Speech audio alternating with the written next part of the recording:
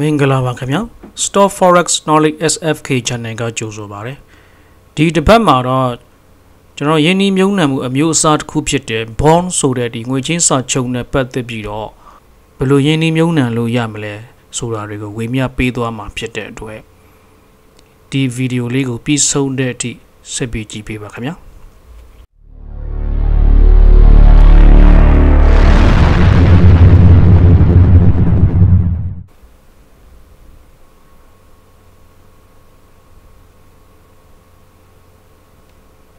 bond ဆိုတာပါလဲဘယ်လိုယင်းနှီးမြုံနှံမလဲပေါ့နော် bond သို့မဟုတ်ငွေချေးစာချုပ်ဆိုတာဒီယင်းနှီးမြုံနှံသူတွေက bond ထုတ်ရောင်းတဲ့အစိုးရသို့မဟုတ် company ကိုငွေချေးငှားတဲ့သဘောဖြစ်ပြီးတော့နေ့စဉ်ပုံမှန်အတိုးရနိုင်တဲ့အပြင်တက်တန်းပြည့်တဲ့အခါမှာကိုယင်းနှီးမြုံနှံထားတဲ့အရင်အကုန်လုံးပြန်ရနိုင်တဲ့အတွက်တခြားယင်းနှီးမြုံနှံမှုပြုလုပ်နိုင်တဲ့ HMA တို့ stock share ဈေးကွက်တို့ထက်ပိုပြီးတော့များပါတယ်ဒီ bond ကတော့ဒီထုတ်ရောင်းထားတဲ့အဖွဲ့အစည်းကခိုင်မာတယ်ဆိုလို့ရှိရင်ဥပမာအစိုးရကထုတ်ရောင်းထားတဲ့ bond အမျိုးအစားကိုဝယ်ယူယင်းနှီးမြုံနှံထားမှဆိုလို့ရှိရင်ကျွန်တော်တို့ဘယ်တော့မှမဆုံးရှုံးနိုင်ပါဘူးငွေချေးစာချုပ် bond ကိုအစိုးရအပြင်တခြားကုမ္ပဏီကြီးတွေလည်းထုတ်ရောင်းလေးရှိကြပါတယ်ကုမ္ပဏီကြီးတွေကထုတ်ရောင်းတဲ့ corporate bond တွေကတော့အစိုးရငွေချေးစာချုပ်တွေတဲ့အတိုးပိုများလေးရှိပြီးတော့ bond တက်တန်းပြည့်လို့ပြန်ပေးရမယ့်အချိန်မှာအချိန်မီပြန်မပေးနိုင်တဲ့အခါတွေမှာ default risk ဆိုတာလေးတော့ရှိပါတယ်အစိုးရတရက်ဟာဒီနိုင်ငံတည်ဆောက်ရေးလုပ်ငန်းတွေဖြစ်တဲ့ land တို့တရားကြောင်ရေလောင်တမန်စသဖြင့်ပေါ့လေတည်ဆောက်ခြင်းတဲ့အခါမှာဒီလိုအပ်တဲ့ငွေတွေကိုရိုက်ထုတ်လို့ရပေမဲ့အဲ့လိုငွေရိုက်ထုတ်သုံးစွဲရင်နိုင်ငံရဲ့ငွေကြေးတန်ဖိုးကျဆင်းလာနိုင်တဲ့အတွက်အစိုးရလိုအပ်တဲ့ငွေရဖို့အတူနှုံဘယ်လောက်နဲ့တစ်နှစ်သက်တမ်း9နှစ်သက်တမ်း10နှစ်သက်တမ်းနှစ်30သက်တမ်းစသဖြင့်သတ်မှတ်ပြီးတော့ဒီငွေချေးစာချုပ်တွေကိုပြည်သူတွေကိုထုံရောင်းလေးရှိပါတယ်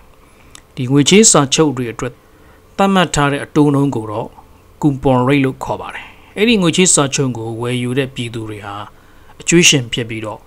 bond ထုံရောင်းတဲ့အစိုးရကတော့ချေးငှားသူနဲ့တူပါတယ်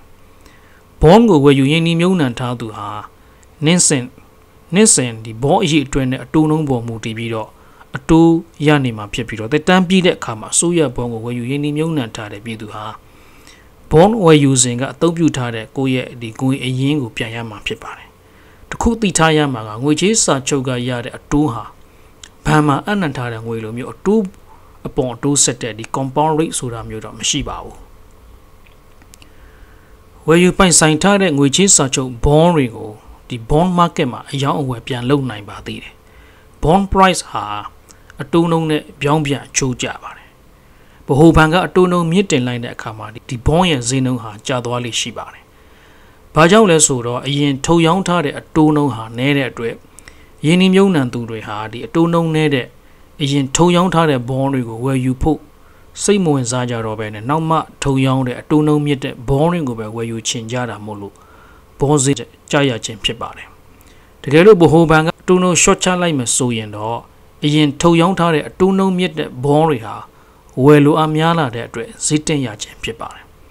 မြန်မာနိုင်ငံသားတယောက်အနေနဲ့မြန်မာပြည်ကငွေကြေးစာချုပ် bond တွေကိုဝယ်ချင်ရင်တော့ဒီအစိုးရကထုတ်ရောင်းတဲ့အခါတွေမှာအစိုးရဘဏ်မှာတစ်ဆက်ဝယ်ယူရင်းနှီးမြုံနှံနိုင်ပါတယ်ဒါမှမဟုတ်ကျွန်တော်တို့ဒီ www.cbsecurity.com.mm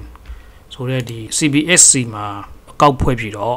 အစိုးရကနေပြီးတော့ bond တွေကိုလေလံတင်ရောင်းချတဲ့အခါတွေမှာကျွန်တော်တို့ငွေသွင်းပြီးတော့ဝယ်ယူနိုင်ပါတယ်ခုဒီမှာဆိုလို့ရှိရင်တော့ကျွန်တော်တို့ဒါ2019 2021တို့ကအစိုးရကနေပြီးတော့ထုံရောင်းထားတဲ့ bond တွေကိုကျွန်တော်ဒီမှာတွေ့ရမှာဖြစ်ပါတယ်ဒီမှာဆိုလို့ရှိရင် type of bond မှာဆိုလို့ရှိရင် 2-year treasury bond 3 years 5 years စသဖြင့်တွေ့ရမှာလိမ့်မယ်ဒီမှာဆိုလို့ရှိရင် treasury bond ရဲ့ coupon rate ကဆိုတစ်နှစ်ကို 7.25% ရရှိနိုင်တာဖြစ်ပါတယ်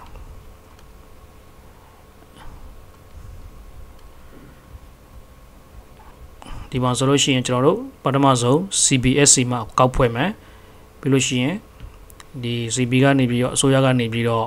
ဒီ bond ထုတ်ရောင်းတဲ့ချိန်တွေမှာငွေသွင်းပြီးတော့ကျွန်တော်ဝယ်ယူနိုင်မှာဖြစ်ပါတယ်ကျွန်တော်ဒီမှာဆိုလို့ရှိရင်မြန်မာနိုင်ငံဗဟိုဘဏ်ကနေပြီးတော့ဒီ bond တွေနဲ့ပတ်သက်ပြီးတော့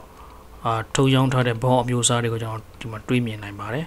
ဒီမှာဆိုလို့ရှိရင်1002 year treasury bond ကိုတွေးမြင်ရပါမယ်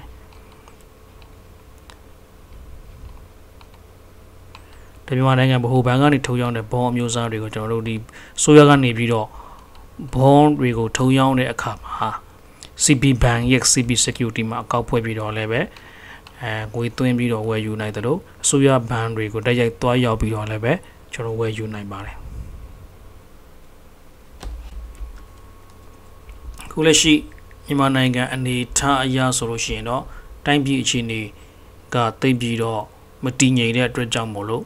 ဒီ bond တွေကိုဝယ်ယူမယ်ဆိုလို့ရှိရင်တော့နည်းနည်းလေး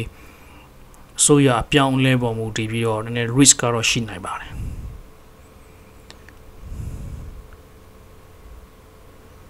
စိတ်ဝင်စားလို့ရှိရင်တော့ကျွန်တော်တို့ခုချိန်မှာတော့ပြည်သူအစိုးရလို့ခေါ်တဲ့ NUG ကနေပြီးတော့ဒေါ်လာရေးအတွက်လိုအပ်တဲ့ငွေတွေကိုရဖို့အတွက်2 years သက်တမ်းရှိတဲ့ NUG ငွေချေးစာချုပ် bond တွေကိုထုတ်ရောင်းလျက်ရှိပါတယ်ဒီ NUG bond တွေကတော့ဒီဒေါ်လာရေးကာလဖြစ်တဲ့အတွက်ကြောင့်မလို့တိုးရရှိနိုင်မှာမဟုတ်ပဲနဲ့နှစ်ပြည့်သွားတဲ့အခါမှာတော့ဝယ်ယူထားတဲ့ဒီ bond အတွက်အသုံးပြုထားတဲ့ငွေကြီးအရင်အနည်းတွေကိုတော့အကုန်ပြန်လဲထုတ်ယူနိုင်မှာဖြစ်ပါတယ်US အစိုးရကထုတ်ရောင်းထားတဲ့ငွေချင်းစာချုပ်တွေဖြစ်တဲ့ဒီ Treasury Bill တို့ Treasury Notes တို့ Treasury Bond တို့เนาะပြီးတော့ TIPS လို့ခေါ်တဲ့ Treasury Inflation Protected Security လို့ bond တွေကိုကျွန်တော်တို့ဝယ်ယူခြင်းနဲ့ဆိုလို့ရှိရင်တော့သက်ဆိုင်ရာနိုင်ငံအလိုက်ကို stock share တွေကိုဝယ်ယူနေတဲ့ broker တွေကတစ်ဆက် secondary market ထဲမှာဝင်ရောက်ဝယ်ယူနိုင်တယ်လို့ကျွန်တော်တို့ဒီ Treasury Direct.gov လို့ခေါ်တဲ့ဒီ US ရဲ့ government website ထဲကနေပြီးတော့ဆက်လက်ပဲကျွန်တော်ဒီမှာopen account ဆိုတာလေးကိုဒီမှာလိုအပ်တဲ့အချက်လက်တွေကိုဖြည့်သွင်းပြီးတော့အကောင့်ဖွဲ့ပြလို့ရှိရင်သက်ဆိုင်ရာ bond တွေကိုကျွန်တော်ဝယ်ယူပိုင်ဆိုင်နိုင်ပါတယ်ဒီ US bond တွေရဲ့သက်တမ်းတွေကတော့အများအားဖြင့်3 month 2 years 10 years 30 years ဆိုတဲ့ဖြစ်ရှိပါတယ်အဲ့ဒီ bond တွေကိုယင်းဒီမြုံနှံထားရကပြန်ရတဲ့ဒီ bond yields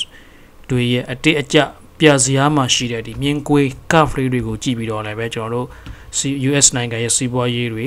တိုးတက်နေသလားဆုတ်ယုတ်နေသလားဆိုတာတွေကိုကျွန်တော်တို့လေ့လာနိုင်ပါတယ်စင်ကာပူနိုင်ငံမှာနေထိုင်တဲ့သူတယောက်အတွက်ဆိုလို့ရှိရင်တော့ post bank သို့မဟုတ် DBS bank အကောင့်ရှိတယ်ဆိုလို့ရှိရင် internet banking နဲ့ log in ဝင်ပြီးတော့ MVEX ဆိုတဲ့အောက်ကဒီ Singapore Government Security ဆိုတဲ့ SGS ကိုဝင်ရောက်ပြီးတော့အဲဒီမှာကျွန်တော်တို့Treasury Bond, CV Bond, BU Normal Bond ပေါ့နော်ဆက်ပြကျွန်တော်ရွေးချယ်ပြီးတော့ဝယ်ယူနိုင်မှာဖြစ်ပါတယ်ကျွန်တော်တို့ရဲ့ဒီ SFK Stock Forex Knowledge Channel မှာပတ်စင်တင်ဆက်ပေးနေသောအသိပညာဘုသူတရစရာများကိုလေ့လာကြည့်ရှုနိုင်ဖို့ဒီ channel လေးကို subscribe and notification button လေးကိုနှိပ်ထားပေးပါခင်ဗျာကျေးဇူးတင်ပါတယ်